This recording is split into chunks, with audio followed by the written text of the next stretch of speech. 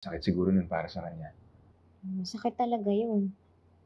Hindi lang para kay Rebecca kundi para na din dun sa mga bata.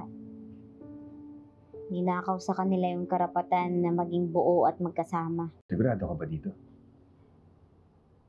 Ang daming pwedeng mangyari, at napaka-komplikado nitong kaso na 'to. Kahit hindi ko kayang tumalikod eh. Wala namang kasalanan yung mga bata sa lahat ng nangyari.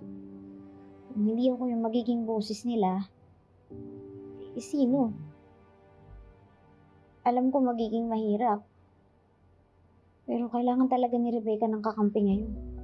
Buti binigyan ako ng PAW ng special permission to prosecute. Paano kaya magre-react yung kampo ni Aurora Palacio sa lahat ng 'to?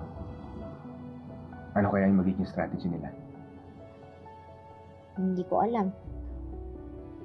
Hindi ako pwedeng magpakampante. Kailangan handa ako sa kung anong plano nila. Hindi lang para kay Rebecca, kundi para sa mga bata na rin.